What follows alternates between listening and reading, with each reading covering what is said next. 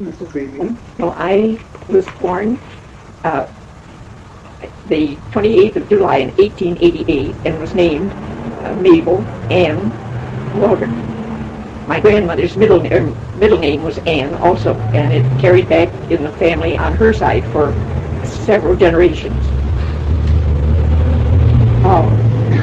Where were you born? I was born on the Centennial Farm, a mile north of town, now by Amy Waldron, my sister-in-law.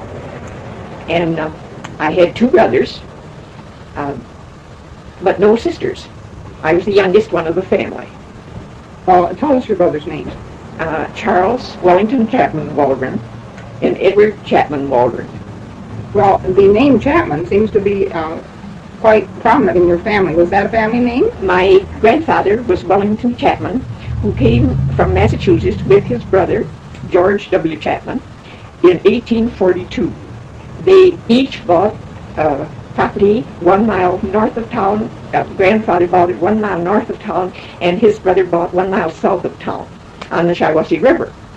They stayed here just a short time, and then they went back home and brought their grandfather brought his first wife and one child with him. Was there a house on the property when he got back? There were squatters on the property. They had a little shack built there, but he put up a small house and painted it with red paint, and we called it the Little Red House. That was finally moved down back on the flatland back of the barns. Well, how many children did he have? Wellington Chapman had, when he brought his wife here, they had one child, and he was the first male child born in Northampton that it was then named. And he lived for many years here in town. Did he have other children? No, just my mother. My mother was born, they went back to Connecticut. Grandfather was a railroad man, and he built lines for the railroad. And they went back to Connecticut and continued building their lines after they stayed here a year. And then during that time, my grandfather's first wife died, and at the same time, a small child. Then my grandfather, a year later, married my own grandmother, Sarah Ann Dickman. And she came here with grandfather, and mother was, then they moved to Ohio and were there for some time, building railroads. And their experiences were quite varied, I believe. They came back here in 1859, and my mother was 10 years old at that time. And then they stayed here? Did they stay here then? They stayed here then. Mm-hmm. She never left here, only just to visit back in the East for a month or so at a time.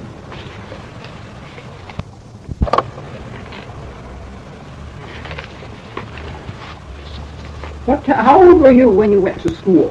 Mother always said, we lived a mile from town, and Mother said that the walk to town was too hard for me to take when I was 5 years old, so she wouldn't send me until I was 7, and I started in the first grade.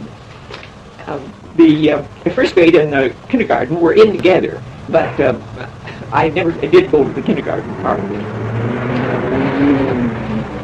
Can you remember any other experiences of school days that you really enjoyed? Well, of course, all the holidays were great events in those days, and the teachers tried to have a Friday afternoon off for special occasions or for special entertainment. We'd have, sometimes she'd read to us, sometimes we would have spelling bee, and sometimes we would have a program of songs and recitations by the different pupils. Did you have Christmas programs? Christmas? For Christmas and all of the holidays, Thanksgiving time and all of them, we had very special occasions. We sang special songs for them, and at Christmas time had special treats and had an exchange of gifts. And, Valentine's was the same way. We had an exchange of Valentines. Did you go to high school? Yes, I went to high school, and I stayed in high school until the last half of the 11th grade. Then it was in the winter time, and I decided that I was going to stay home the rest of the winter, so I didn't go back to school. As much as I am sorry now that I didn't. Tell us about when you were married. Well, my sister-in-law, Amy, worked in the post office for her aunt, who was her uncle, who was postmaster then, and she came up here from Saginaw. And during the time of a big party that was going on in town, she introduced me to one of the mail carriers, Mabell Babion, and we continued going together off and on for quite a few years. And finally, we were married in 1909. Well, did you have a little trip or honeymoon? We had a month of honeymoon, and we thought we were really some pumpkins. He had saved up his time from the previous year, 15 days, and he had 15 days coming for the next year. So we took off, and we asked a friend of ours from Detroit to come here to visit us, and he married us on Monday morning, the 12th of October, and in 1909. And we took him with Mr. Cantwell's car, or in Mr. Cantwell's car, to Corunna to take the train back to Detroit, because we were going to Detroit. The next day was a big exhibition ball game between the Tigers and some other ball group. And we both intended to go to the ball game, but the next morning when we got up, it was so terribly cold that I wouldn't go. So he, with a cousin of his, John Boughton of Detroit, he went to the ball game, but he left me in the hotel. So we had quite a time. Well, we stayed there several days, and then we went down to Painesville, Ohio, where an uncle and aunt of mine lived. He was a very favorite uncle of mine, and all kinds of cousins. And we spent two of the happiest times of our life among those relatives that we had there. They were so good to us. And we went into Akron to visit another cousin that was there. And then we decided that we'd come home. So we came in by Saginaw, and we had to stay all night in Saginaw at the hotel, because there was no train through after we got in from there. We had come in from Detroit.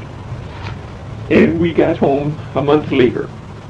Mrs. Babion, where did you live when you came home? Well, I lived with my mother. My mother and I had moved to town the year before, and we had rented a place that we wanted, because we couldn't find a place that we liked to live. We wanted it on the riverbank. And Mother couldn't find a place in town that she would buy. And of course, Ed and Amy were married the year before that, in 1908. And so we couldn't stay on the farm with them. We had to come to town. So she and I moved downtown to the house that's right across the street from the present Baptist Church, the corner of Main and the corner of Pearl and Saginaw Street. We stayed there until the first day of May. And then just before the first day of May, Mother had bought the place that we now live in on Front Street. And so we were moved into that house, and I have lived there ever since. And in other words, you and Mr. Babion lived here with your mother? Yes, that's it. She couldn't live alone, and we didn't want her to live alone. No. Well, did you have a car at that time? At that time, he was still a mail carrier, but he was working mornings and evenings for Adolf Greenbaum in the clothing store. Later on, we decided, it was a couple of years after that, we decided that that was too hard work altogether. He was going to get a job in town, so Mr. Greenbaum decided that he would put in shoes, add shoes to his stock. And so when he did that, we gave up the mail route entirely, and and he came into town to live. And we had no car until about 1915 or 16, and then he managed to buy a car, and we enjoyed it very much. The dirt roads made it hard to travel, and I never thought I could learn to drive, but I did. Why, tell us a little bit about the hours that your husband kept when he worked in the clothing store. The hours were a perfect joke. When he was on the mill route, he was through about 4 o'clock in the afternoon. But when he got into working in the store, he went to work at 7 o'clock in the morning. The store opened up, the fires, bells, and everything going. And he was home for meals, of course, at noon and at night. And then he went back in the evening, and he stayed until 9 o'clock. And at 9 o'clock, if no one was in the store, they closed up. If anybody was in the store, even visitors, why they stayed and visited with them. And sometimes it was 10 o'clock when he came home. Well, in those days, we didn't have Thursdays and Fridays as big days. We had Saturday as a big day, and everybody came to town on Saturday. Many of them parked their cars or their wagons or their buggies along the street, and they would sit in the buggies and watch the people go by until about 9 o'clock. And at 9 o'clock or maybe 9:30, they'd begin to come in and wonder if they could get a pair of shoes. They were awfully tired, but they would try to get a pair of shoes. And, of course, we'd try to sell them. Sometimes we got home at 11 o'clock. It was often 12 o'clock. And once in a great while, it was 1 o'clock before we could get our store closed up and everything put back in order and leave for home. Mrs. Babion, when did Mr. Babion go into business for himself? Well, after we were in business with Mr. and Mrs. Greenbaum for several years, he finally, Ed Raymond came to town. And Ed was our tailor, and a very good tailor. So a young fellow that needed work, and he had just come from Germany. He came to town, and he had quite a few relatives here around the town during the next few years. Well, then we put in the shoe store next to the corner store where the Raymonds are now in. And the second store was where Albert had his shoe store, only we didn't own it at that time. We were still in partnership. And later on, we bought our share, or Mr. Greenbaum's share of the business, and we put in our own shoes. Then, long after that, Byron Coryell had started a small bank in the building that we moved into, and that is where the beauty shop, the Arlene's Beauty Shop, is at the present time. I think it's 123 South West Broad. Then we decided that we had to. That had been a bank.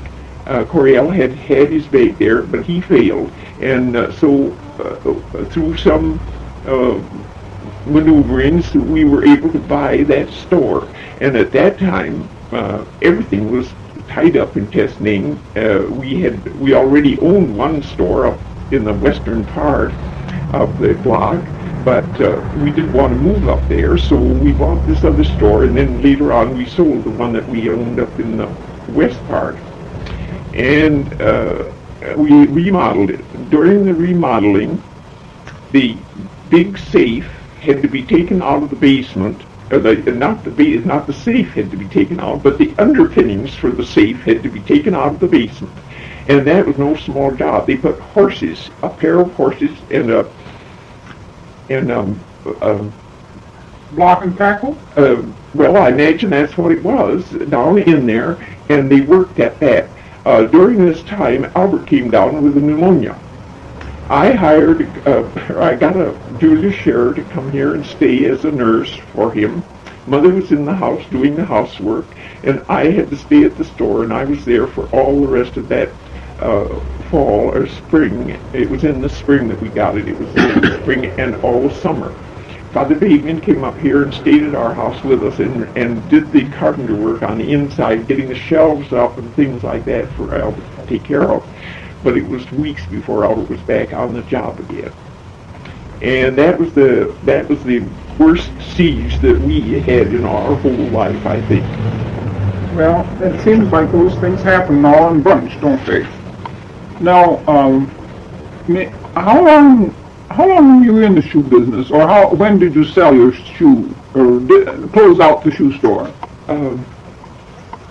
1951, 1955, I think we closed the shoe store, but we didn't close it.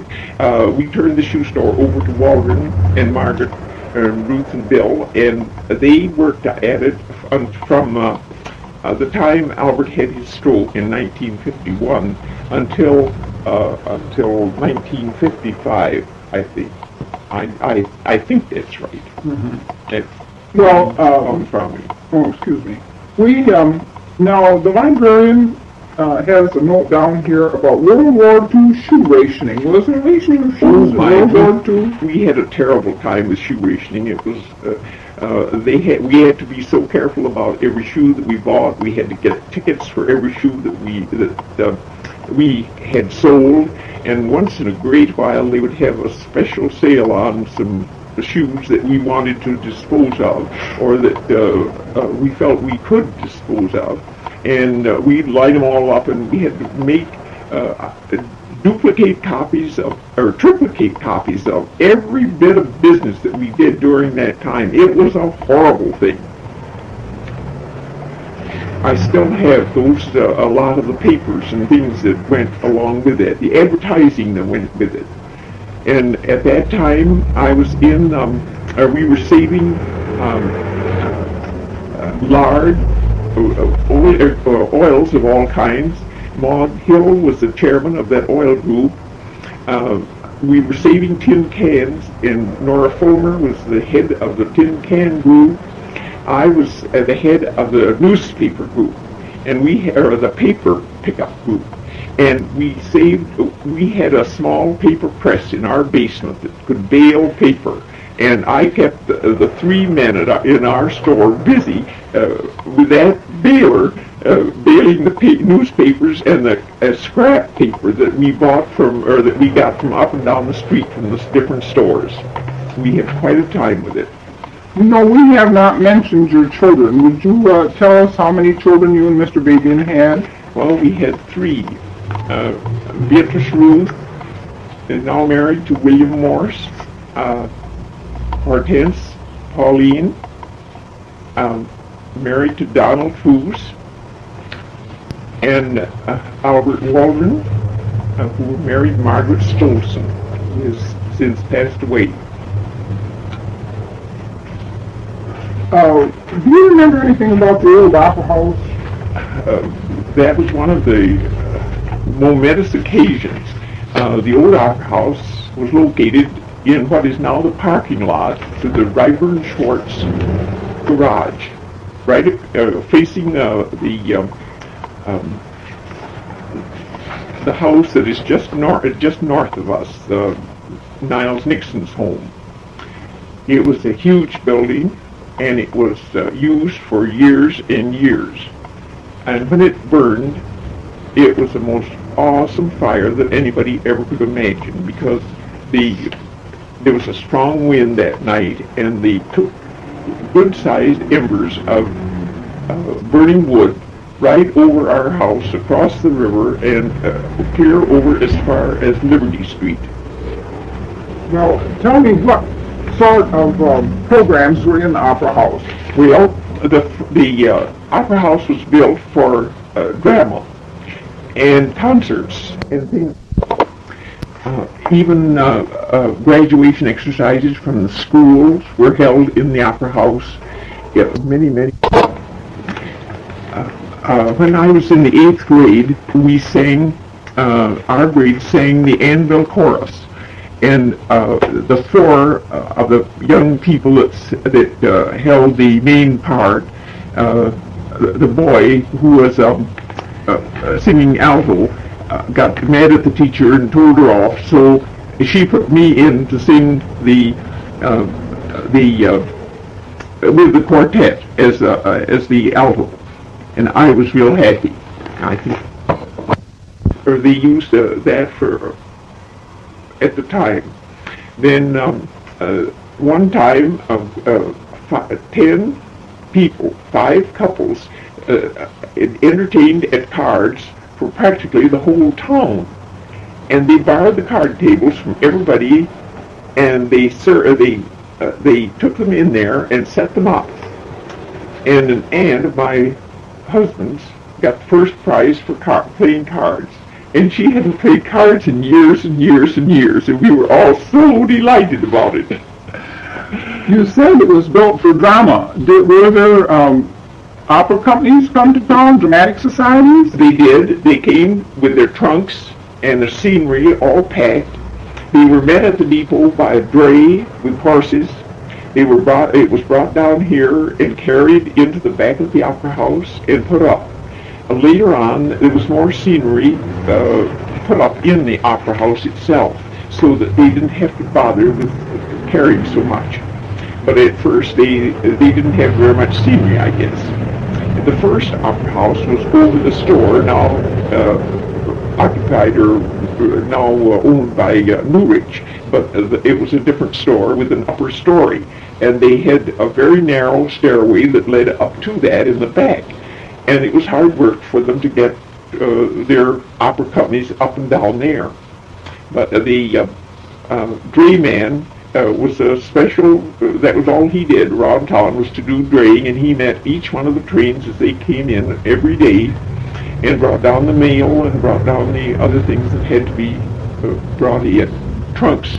Often men that were traveling for the shoe companies would have their trunks full of shoes, and they would bring those down to the store and bring them in the store and display them for us, and then we'd get some idea of what we were going to have for the next season. The hotel had a bus that they ran back and forth with 2 horses, and this carried the passengers that would stay at the hotel.